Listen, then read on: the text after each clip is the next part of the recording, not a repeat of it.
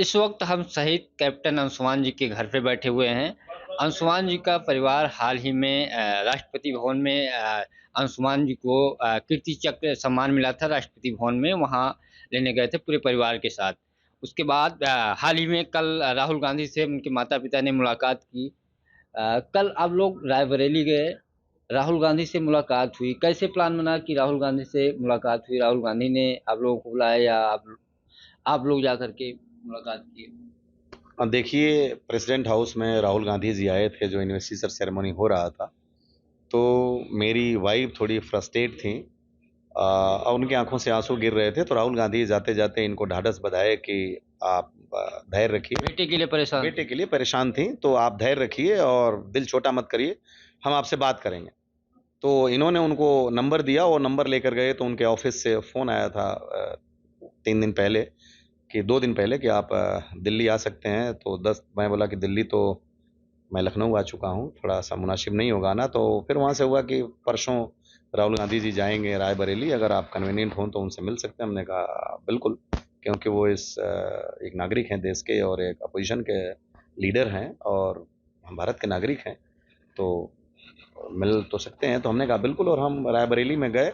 और बातचीत का जो मौजू था, जो डिस्कोर्स था, वो केवल उन्होंने यहीं से शुरू किया कि मतलब इसकी अंशुमन की पढ़ाई कैसी थी, कमीशन कब पाए, कितने भाई बहन हैं, क्या हुआ, कैसे हुआ। तो बातें पूरी पारिवारिक बातें। जानकारी पारिवारिक और कैसे सेना में हाँ गए पूरी बिल्कुल जानकारी बिल्कुल, ली। और वो इंसिडेंट वहाँ कैसे घटित हुआ, वो सारी चीजें ली। बस उसी में जो जो बातें निकलती गई, जो बातें होती गई, तो हुआ। लेकिन उनके बातचीत करने का कोई राजनीतिक मुद्दा नहीं था, केवल मुद्दा ये था कि ये इंसिडेंट कैसे हुआ। और उन्होंने हमारे परिवार को और ये कहा कि नहीं, ये सेना, ये देश, सरकार और हम सब आपके साथ खड़े हैं, क्योंकि आपके बेटे ने जो शहादत दी है उसके लिए यह देश नहीं रहेगा। और यह देश आपके साथ खड़ा है, मैं खड़ा हूँ, सेना खड़ी है, सरकार खड़ी है। अंशुमान जी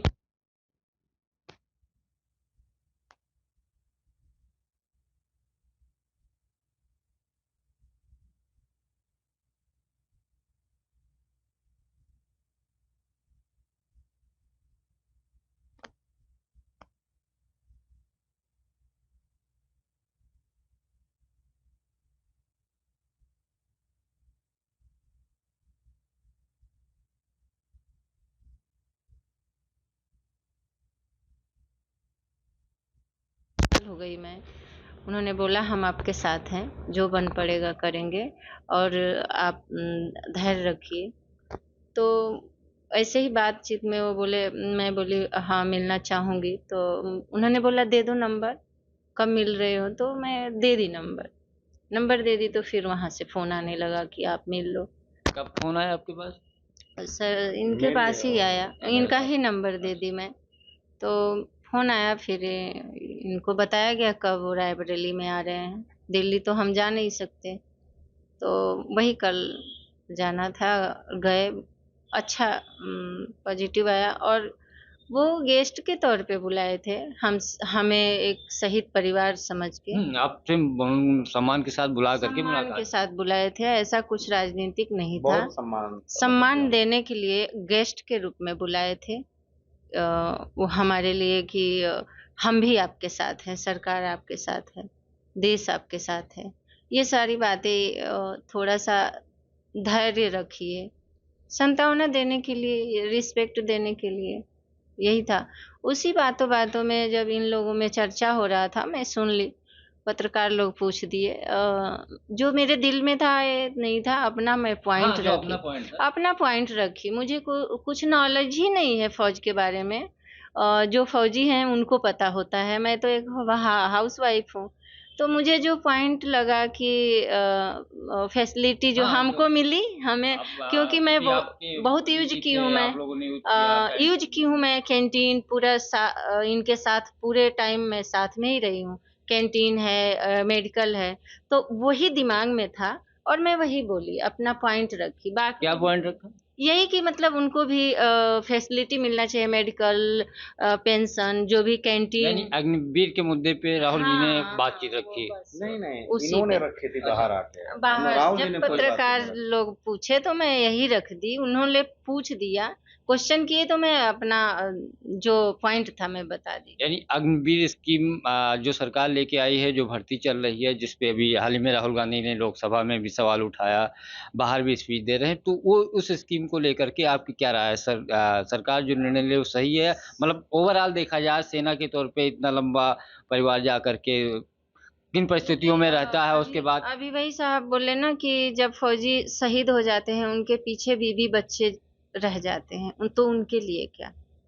तो वो दिमाग में रहता है, एक औरत के नाते मैं बोलूंगी कि वही दिमाग में रहता है। मैं वही सरकार से बोली, मुझे ना पक्ष विपक्ष मुझे समझ में नहीं आता है, मेरे लिए सब बराबर है। नहीं, आपके लिए राजनीति का कोई मतलब नहीं है। मतलब ही नहीं, हम तो बस दूर ये है दूर कि तक अग्निवीर नहीं है। अच्छा होता है कि नहीं होता है अब स्कीम वो के द्वारा? लाए हैं अग्निपथ, तो मुझे नहीं पता उस बारे में। बस इतना ही पता था कि हम कैंटीन भी यूज किए हैं, हम ये जितना फैसिलिटी था मैं यूज की हूँ, तो वो भी उनको भी मिलना चाहिए। यानी उनको सुविधाएं कैंटीन सुविधाएं की या मिलनी जो चाहिए। पैसा या आर्थिक या शहीद हो जाते हैं जो चीजें मिलती है, जो सामान्य सैनिक होते हैं उनकी हाँ, अपेक्षा अग्निवीर को नहीं मिलती। देखिए, एक राष्ट्र की एकता, अखंडता तभी तक अक्षुण्ण है कि उसकी सेना कितनी मजबूत है। जी। और सेना मजबूत शरीर से नहीं होती, सेना मजबूत होती है मनोबल से, सेना मजबूत होती है दृढ़ इच्छा शक्ति से, सेना मजबूत होती है अपने संकल्प से। और ये सब चीजें भरने के लिए आपको बाकी चीजों पे सोचने की नहीं, हमारी सेना सब कुछ मजबूती के साथ कर सिर्फ इसलिए कि वो बाकी से नहीं जानती। एक फौजी ये नहीं देखता कि मेरे बटुए में पैसा कितना है, वो ये देखता है कि मेरी मैगजीन में राउंड कितना है। वो ये नहीं देखता कि मेरे पीछे मेरे मित्र कितने बचे हैं, वो ये देखता है कि मेरे सामने मेरा दुश्मन कितना बचा है। ये हमारी सिखलाई है। लेकिन वो सेना उसको ये लेकिन विश्वास है ये कि पूरा हाँ, देश मेरे साथ खड़ा है, बिल्कुल कोई उसको दिक्कत आएगी सारे लोग खड़े हैं। लेकिन बिल्कुल। जो और स्कीम आई इसमें बहुत सारी हमारा चीजें देश खड़ा भी रहता है। देखिए, कोई भी स्कीम आती है तो उसकी कुछ कमियां कुछ अच्छाइयां होती हैं। तो अब ये डिस्कशन के लेवल पे आया है, अभी तक है, अभी तो ये 2 ही साल से है, 2-3 बैच इसके शायद गए हैं। तो निश्चित रूप से इस पे अभी तो उनका 4 साल पूरा भी नहीं हुआ, होते-होते क्या होगा, निश्चित रूप से कुछ न कुछ जब सारी चीज़ों की अच्छाई और बुराई बाहर निकल के आती है, तो परिवर्तन तो प्रकृति का नियम है, तो मैं उम्मीद करता हूँ कि इसमें भी परिवर्तन होगा।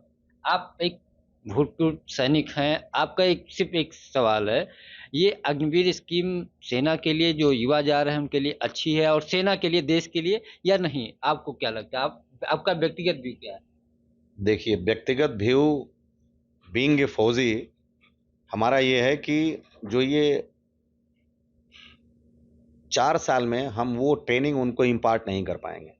अगर ट्रेनिंग देने में हमने समय अपना ज़ाया किया तो वो उससे हम रिटर्न नहीं पाएँगे। और 25% लोग जो जाएँगे उसमें बाकी 75% लोग आएँगे और टेक्निकल सेगमेंट में भी जाएँगे, इन्फेंट्री में भी जाएँगे, तो इन्फेंट्री में तो काम चल सकता है, लेकिन जो टेक्निकल डोमेन है उसमें थोड़ी-सी प्रॉब्लम होगी। तो जैसे अफ़सर्स का होता है 7 ईयर का शॉर्ट सर्विस कमीशन, तो इसमें तक हो तो जो हम उसमें लगा रहे हैं और जो उनको एक्सपर्टीज़ हम दे रहे हैं, उसमें से हम ले भी सकते हैं। और निश्चित रूप से और भी सरकार बहुत कुछ सोचती है, तो इनमें जो इनटेक का रेशियो है वो भी मेरी समझ से अगर कुछ बढ़े तो बेहतर होगा और लेंथ ऑफ सर्विस भी कुछ बढ़े तो बेहतर होगा।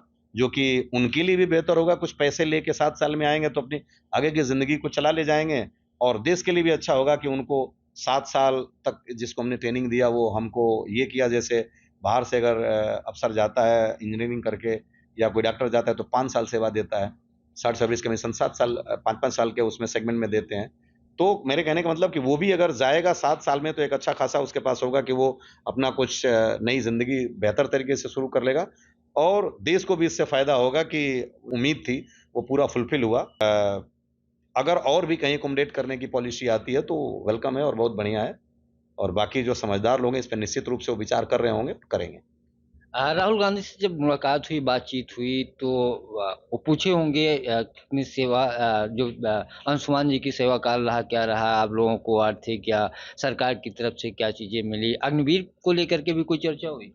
देखिए, मैं आपको ये क्लैरिफ़ाई कर दूँ कि भारत सरकार और प्रदेश सरकार, दोनों सरकारों का हमारे साथ बड़ा मतलब ये कहिए कि उम्मीद से ज़्यादा सहयोग रहा है। स्पेसिफ़िकली मैं कहना चाहूँगा राज्य सरकार का कि मैं 2 बार माननीय योगी जी से मिलने की कोशिश किया और मैं रात को वहाँ अपना नाम लिखाया और अगले दिन मुझे मिलने के लिए बुला लिया जाता था और मैं 2 बार योगी जी से मिला और दोनों बार योगी जी जब इनकी माताजी दोनों बार साथ थीं, गईं तो इनकी आँखों में आँसू आया, तो वो एक संत होने के बाद भी वो भी भावुक उठे। वो भी हैं तो इसी भौतिक जगत के प्राणी, तो भावुक उठे और मुझे ऐसा नहीं लगा कि मैं एक प्रदेश के मुखिया के पास आया हूँ और उन्होंने कहा कि आप बिल्कुल मत घबराइए और ये पूरा प्रदेश आपके साथ है। और मुझे हर कदम पे ऐसा महसूस हुआ कि प्रदेश हमारे साथ है, सरकार का अमला हमारे साथ है।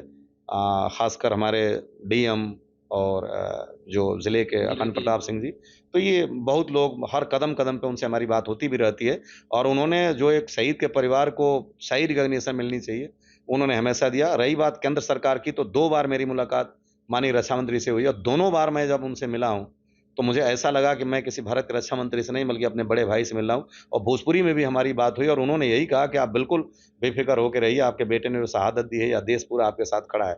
और इस वीरता को जो देश का द्वितीय सर्वोच्च शांतिकालीन वीरता पुरस्कार है, तो भारत सरकार ने जो कीर्ति चक्र से नवाजा है, मेरा परिवार और मेरी ख़ानदान ये हमेशा कृतज्ञ रहेगा सरकार के प्रति और इस लीडरशिप के प्रति जिसने इसको एक्नॉलेज किया और हमारे ज़िले में ये कीर्ति चक्र पाने वाले पहले व्यक्ति हैं, तो मुझे फ़ख्र इस बात का है। तो सरकार का हमारे साथ पूरा सहयोग रहा। बाकी आप जैसी आपने बात अग्निवीर कही, तो उसमें तो बहुत सी बातें हमने भी कह दिया और वो चल रही हैं, इन्हें भी है। नहीं, कल तो चर्चा जब राहुल जी से मुलाकात नहीं, हुई तो राहुल जी से अग्निवीर का कोई चर्चा करने उन्होंने का कुछ मुद्दा नहीं था। नहीं, नहीं, आपने चर्चा नहीं, उनकी नहीं, तरफ से नहीं, कुछ उनकी अग्निवीर पे तरफ या से क्या भी कोई चीज़? चर्चा का विषय नहीं था। जब वो साढ़े 3 साल वाली बात है कि साढ़े 3 साल में ही शहीद हो गए, तो ज़ाहिर-सी बात है कि जब कोरिलेट चीज़ें होती हैं, तब उनके मुख से निकला कि अग्निवीर तो 4 ही साल के लिए है। तो आप ये बताएँ कि आपको मैंने बोला नहीं, सब कुछ सरकार ने दिया और सब कुछ मिला है। सारे पेपर्स मिले हैं, पेंशन मेरी बहू को मिल रहा है, सारा सम्मान मिला और कीर्ति चक्र मिला, तो इसमें कुछ भी नहीं। तो जस्ट एक नॉर्मल बात हाँ, थी। नॉर्मल बात। और कुछ उसमें ऐसा नहीं था कि नहीं अग्निवीर पे कोई हमारा ओपिनियन चाह रहे थे, अग्निवीर के रूप में वो कुछ कहना चाहते थे कि he is much capable to speak step by everything. Step जो भी पॉइंट आदमी बात करता है, उस तरीके से वो आ गया फ्लो में। बाकी ऐसा ऐसा मतलब एक अलग से ये ना नहीं कि उनके हम इस पे चर्चा ना करें, उनके ऐसा बातचीत कुछ करने नहीं का था। कोई ये था कि हम अग्निवीर पे चर्चा करने आए हैं, यहाँ करेंगे, ना हाँ, मेरे हाँ, बातचीत का था। वो तो एक लेकिन वो आपको जस्ट बुला एक सम्मान वो के साथ बुला इंसिडेंट था कि करके साढ़े बात 3 साल और 4 साल पे तब वो थोड़ी बात हुई, तो वो बहुत छोटी-सी बात थी, कोई ऐसा नहीं। पारिवारिक मुद्दों पे अगर हम बातचीत करें तो अंशुमान जी की पत्नी आप लोगों के साथ ही रहती हैं? नहीं, अंशुमान जी की पत्नी हमारा परिवार छोड़ कर के जा चुकी हैं। लेकिन हमें आज तक ये नहीं पता चला कि वो हमारा परिवार क्यों छोड़ के गईं। उन्होंने एक रक्षा अलंकरण समारोह में शाम को भारत मंडपम में अपना इंटरव्यू दिया। वो भी मुझे लगता है कि शायद सत्य से कुछ परे था, क्योंकि उन्होंने ये कहा कि मेरी लॉन्ग कन्वर्सेशन हुई थी about future, about kids, about house.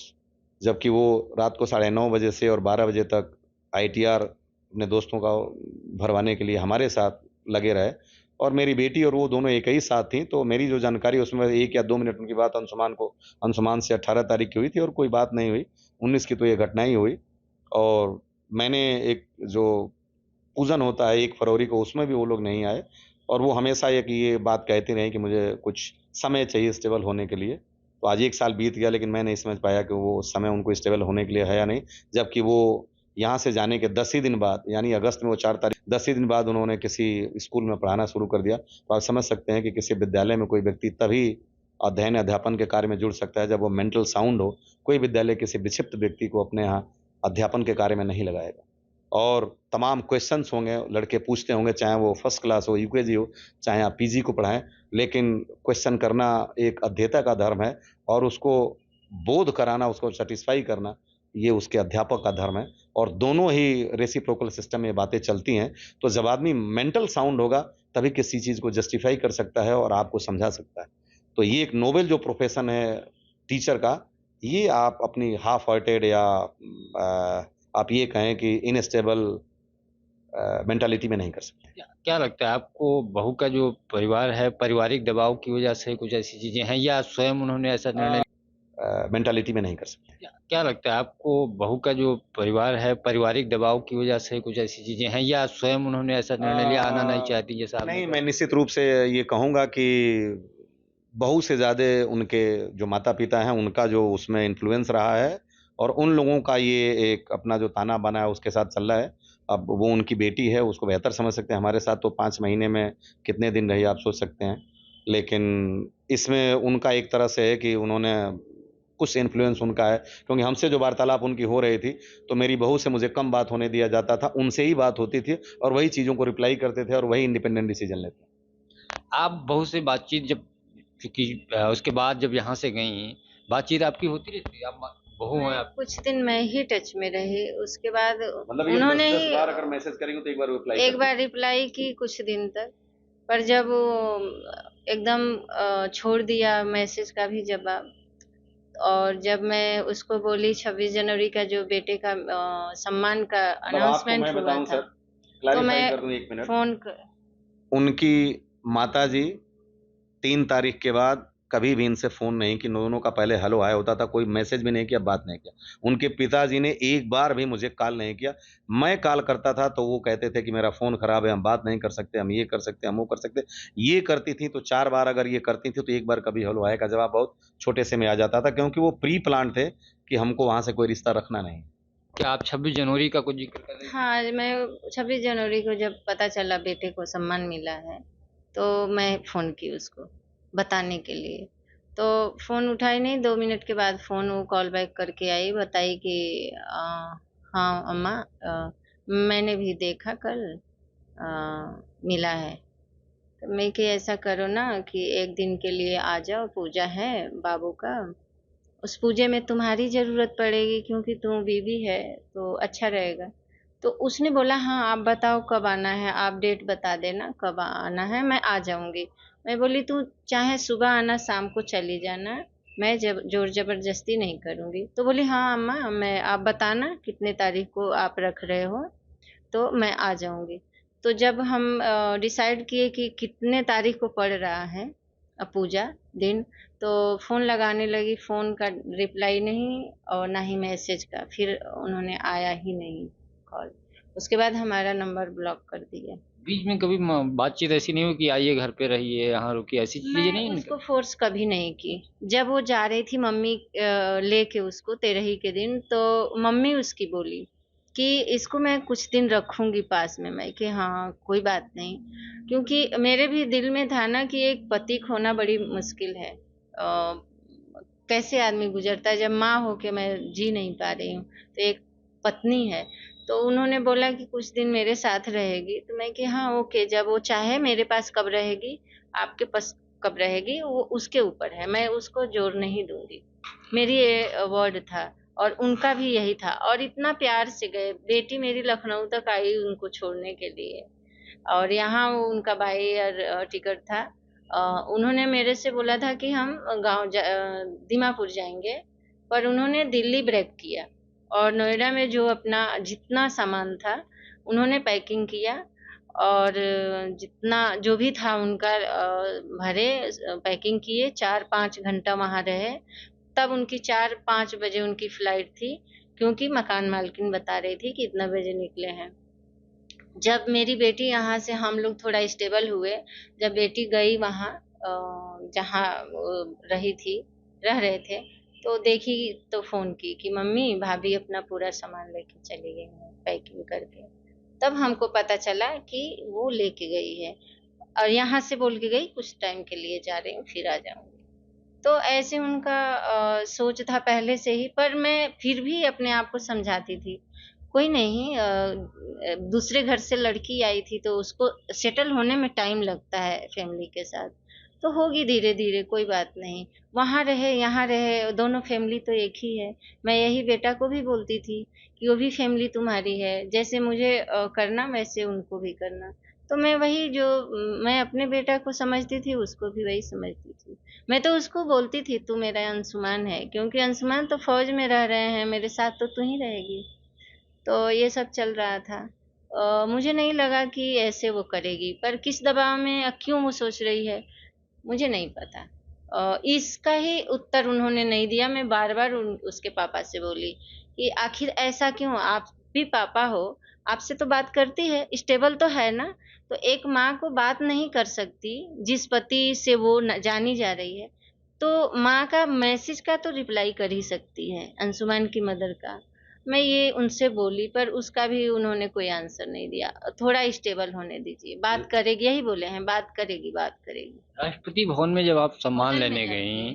आप और बहू भी है, तब बातचीत कुछ नहीं हुई, बात या नहीं, हुई? बात नहीं हुआ क्योंकि मैं सोच रही थी कि वो बात करे तो मैं बात करूँ, पर बात नहीं की, तो नहीं बात हुआ।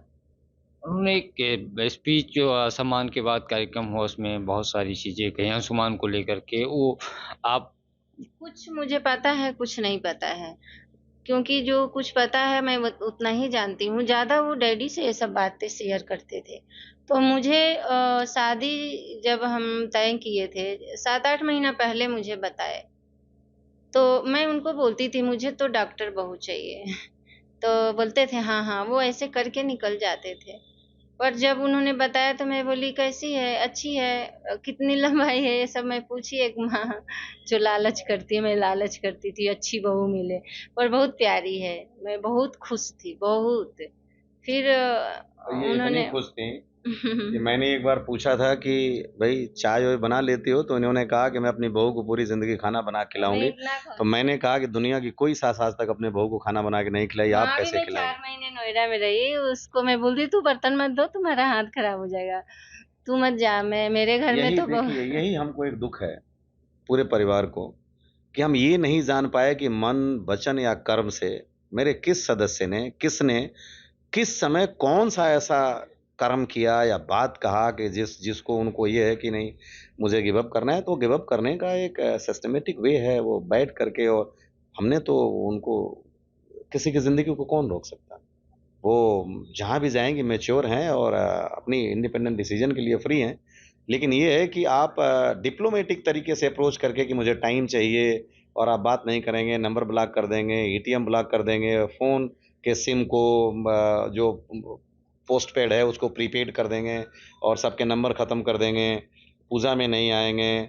मैं उसके बाद मान लीजिए जो इन्वेस्टिचर सेरेमनी में आएगा तो आप अपने, उसके बाद जो स्टेटमेंट देंगे तो मतलब आप अपने उसमें मनगढ़ंत जो चीज़ें देंगे, क्योंकि उनके दोस्तों से पता चला कि लास्ट के साल में उनसे कोई बातचीत नहीं थी। और वो, हाँ बिल्कुल, पूरे 1 साल उनकी कोई बातचीत नहीं थी। मेरा बेटा बताता था ऐसी कोई बातचीत नहीं थी।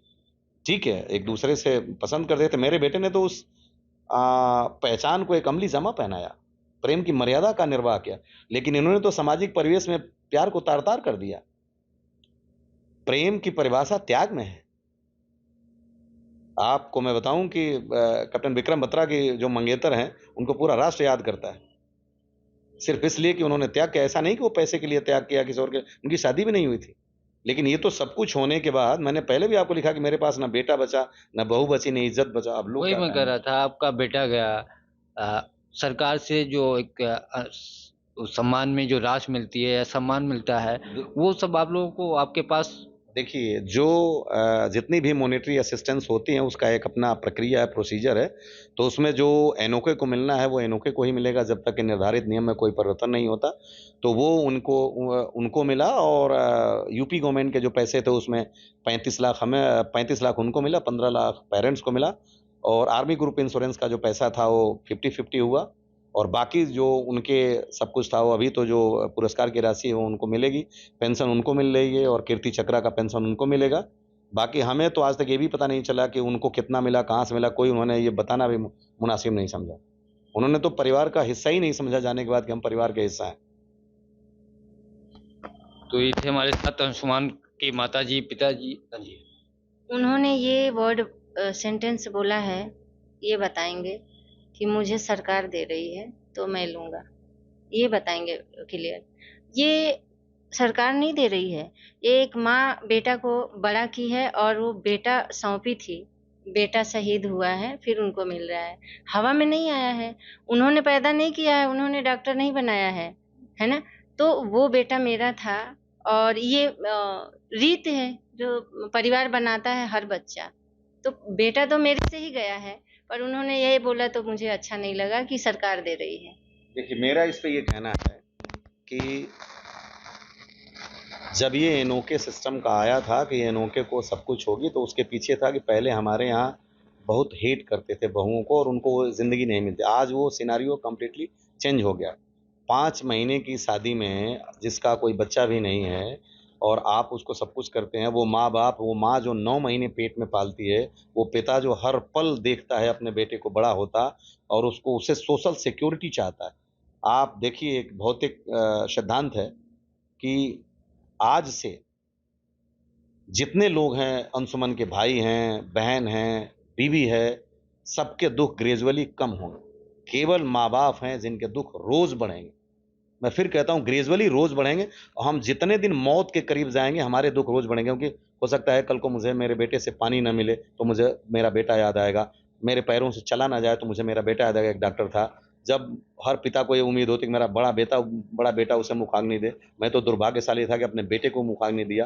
तो और भाई की शादी हो जाएगी, अपनी ज़िंदगी में मस्त हो जाएँगे, बहन की शादी हो अपनी ज़िंदगी में मस्त हो जाएँगे।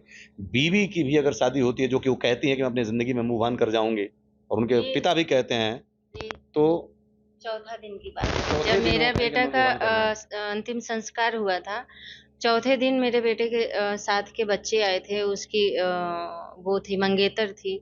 उस मंगेतर से उन्होंने बोला कि मैं तो मूव ऑन कर नहीं, ये जाऊँगी होना पर भी चाहिए। कि वैसा इंसान नहीं मिलेगा। तो मैं भी पॉजिटिव ही देखिए, ली कि सच्ची मेरा बेटा तो 26 अलग ही साल था। की उम्र में, तो 27 साल की उनको उम्र तो में मूव ऑन होना ही चाहिए। मेरे पास भी वो होती तो मैं फ़ोर्स करती मूव ऑन होने वैधव्य के जीना लिए। ठीक नहीं। पर रिश्ता तोड़ना पता नहीं क्या सोच रहे हैं, इतने छोटे सोच, ये चलाना है आप। इतना छोटा सोच मेरा बेटा नहीं था। वो गलती से गलती आई है, ये पक्का चालान।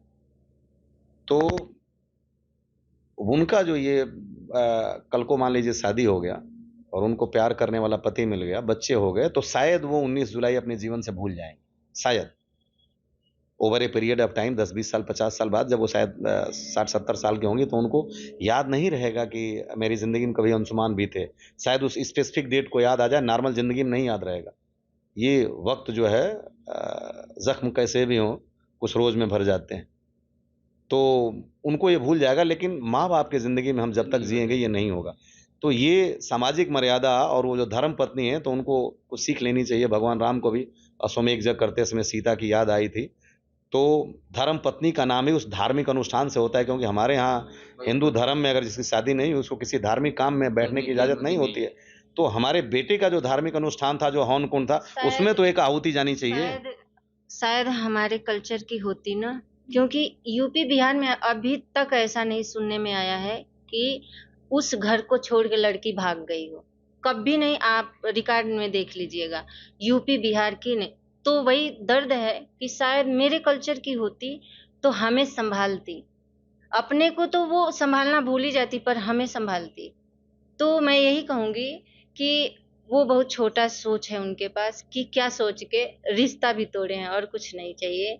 और एक बात करनी थी मैं हाथ को ऊपर मत ले जाओ, इसको काट दीजिए।